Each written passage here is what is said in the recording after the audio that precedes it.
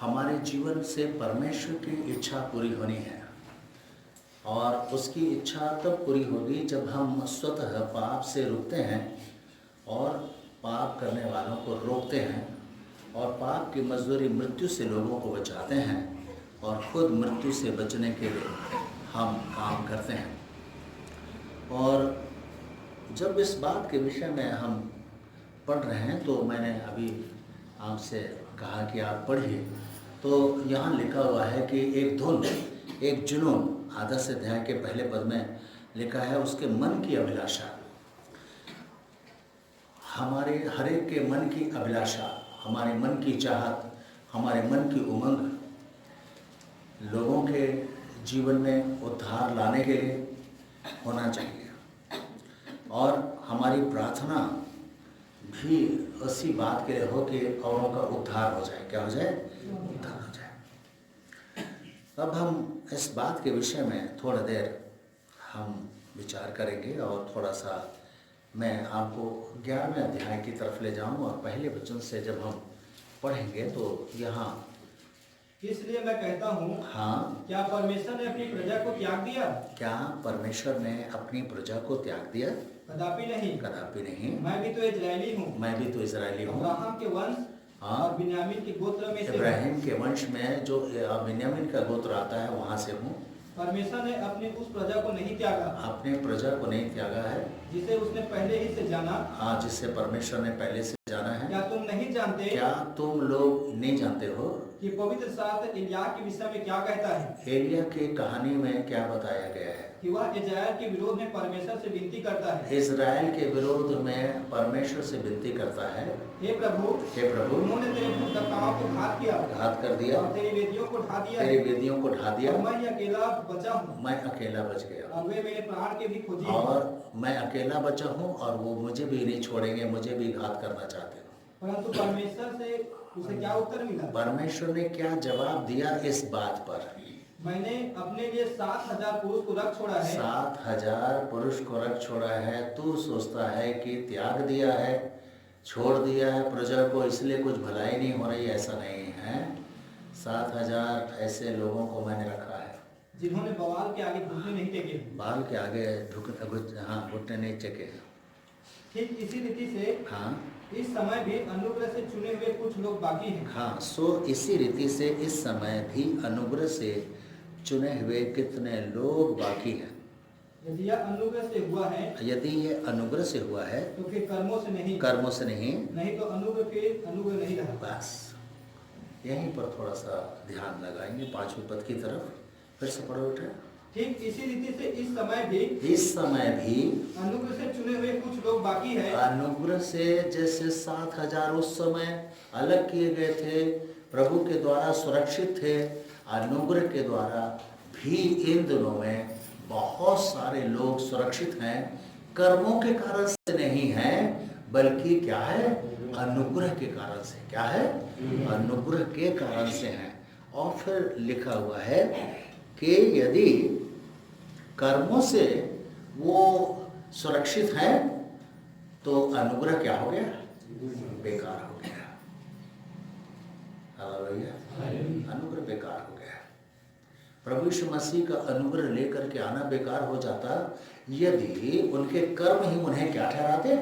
धर्मी ठहराते। क्या ठहराते? धर्मी ठहराता।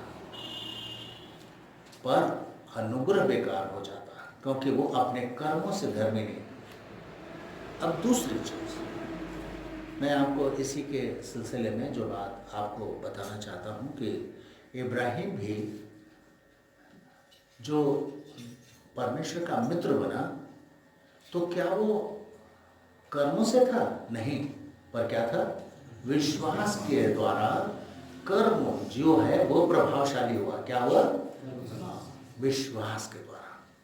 इसीलिए वो विश्वासियों का मूल पिता ठहरा। क्या हुआ?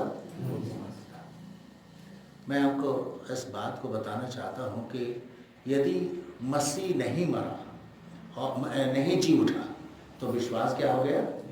व्यर्थ। यदि हम कर्मों से धर्मी ठहरे तो फालतू में यीशु मसीह को अनुग्रह लाने की क्या जरूरत है? और जब हम अनुग्रह से धर्मी ठहरे, अनुग्रह से धर्मी ठहरे, तो हमारे जीवन में हम सुरक्षित हैं। क्या है? हम सुरक्षित हैं। हमारे कर्मों के कारण सुरक्षित नहीं है जो हम रोज काम करते हैं। हमारे कर्म जो है हमें बचाते नहीं हैं, हमें सुरक्षित या हमारे जीवन को संभाल के रखा हुआ नहीं है। पर हमारे जीवन में अनुग्रह ने हमें क्या करके रखा है? संभाल के रखा है। एलिया के वृत्तांत में भी परमेश्वर के अनुग्रह ने उन्हें क्या करके रखा था? संभाल के रखा था। और आज भी अनुग्रह के कारण बहुत सारे लोग क्या हैं? संभाले गए हैं और सुरक्षित हैं। क्या वो? सुरक्षित है। और ये इस बात का प्रमाण है कि परमेश्वर अपने लोगों पर अपनी कृपा दृष्टि नहीं हटाई है, उस पर बना रखा है, उस पर बना के रखा है। परमेश्वर ने अपना हाथ खींच लिया है ऐसा नहीं है, बल्कि अपने हाथ से हमें संभाले हुए। परमेश्वर ने अपने मुंह हमारी ओर से फेर लिया है ऐसा नहीं है, बल्कि वो अपने मुख के प्रकाश में हमको रखे हुए हैं। Hallelujah, hallelujah. मैं चंद एक घटना जो है इसीलिए मैंने बताया इब्राहिम के बारे में कि इब्राहिम भी अपने विश्वास कर्म से क्या रहा? वो धर्मी ठहरा। क्या है? हाँ, विश्वास कर्म से। पर यदि वो अपने जीवन में, इसीलिए बाइबल में लिखा है विश्वास कर्म बिना और कर्म विश्वास बिना मरा हुआ। कोई कर्म से धर्मी ठहर जाता तो अनुग्रह की, परमेश्वर की दया की, परमेश्वर की क्षमा की कोई जरूरत नहीं थी। इसलिए इब्राहिम भी जो विश्वासियों का मूल पिता हुआ, उसका विश्वास से संबंध है। क्या है? विश्वास से। फिर वैसे ही मैं आपको इस बात के कंपैरेटिव बताना चाहता हूँ। सुने ना, यदि हमारा कर्म से कुछ हो गया होता तो अनुग्रह की जरूरत नहीं थी, क्योंकि हम अपने कर्मों के द्वारा जो मैले चिथड़ों की तरह, धर्म के काम जो मैले चिथड़े के समान है, जो हमारा कुछ भला नहीं कर सकता है, ये हम जाने कि परमेश्वर के अनुग्रह से ही हमारे लिए सब कुछ हुआ है। अनुग्रह से उद्धार हुआ है, अनुग्रह से हम सुरक्षित हैं, अनुग्रह से बचाए गए हैं। और इसीलिए मैंने आपको बताया ये कर्मों के कारण इब्राहिम धर्मी नहीं, लेकिन विश्वास से है। क्या है? यदि कर्म से ही लोग धर्मी ठहर जाते तो विश्वास की क्या जरूरत है? विश्वास की क्या जरूरत है? फिर उसके बाद मसीह यदि नहीं जी उठा है तो विश्वास क्या हो गया? बेकार हो गया। जैसे कर्म ही सब कुछ था तो अनुग्रह की क्या जरूरत, वैसे ही यदि मसीह नहीं जी उठा तो हमारा विश्वास क्या हो गया? बेकार हो गया। फिर उसके बाद जो बातें देखने में आती है, जो बातें देखने में आई उसकी क्या आशा? उसकी क्या आशा? पर जो बातें देखने में नहीं आती हैं उसी की क्या रखी जाती है?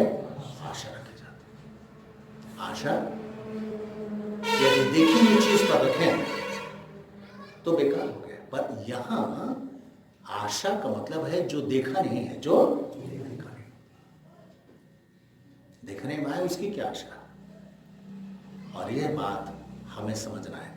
मैंने केवल इस बात को आपके सामने रखा है कि यदि कर्मों से है सब कुछ तो अनुग्रह की क्या जरूरत है। वैसे ही यदि जो बात देखने में आ रही है, ठीक है, तो उसकी आशा क्या करेगा? क्योंकि वो देखने में आ रही है।